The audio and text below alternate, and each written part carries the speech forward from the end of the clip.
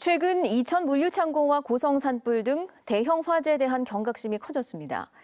아파트나 빌라 같은 공동주택에서도 한 번 불이 나면 큰 피해로 이어질 수 있는데요. 지난 5년 동안 부산에선 공동주택 화재가 2,200건 발생해 180여 명이 숨지거나 다쳤습니다. 이 중 사망자만 추려서 분석한 결과 절반 이상이 새벽 시간 부실한 소방시설 속에서 숨진 것으로 나타났습니다. 자, 오늘부터 4차례에 걸쳐 공동주택 화재의 현황과 문제점을 집중 보도하겠습니다. 먼저 현지호 기자입니다.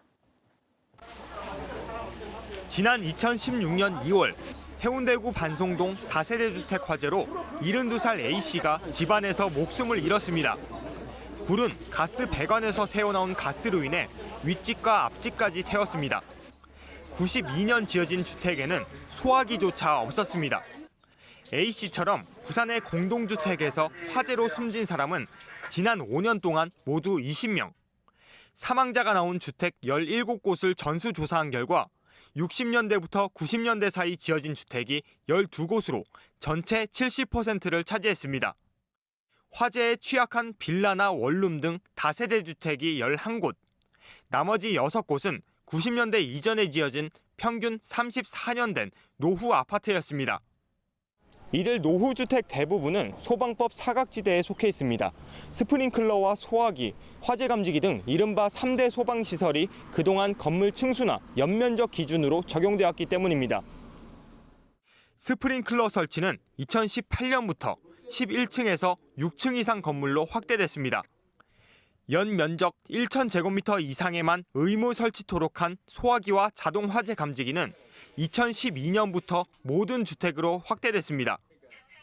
하지만 화재 감식 보고서를 입수해 살펴봤더니 스프링클러는 모두 설치 대상이 아니었고 여전히 소방시설 어느 것 하나 갖추지 못한 주택은 4곳, 소화기만 있는 곳이 6곳이었습니다.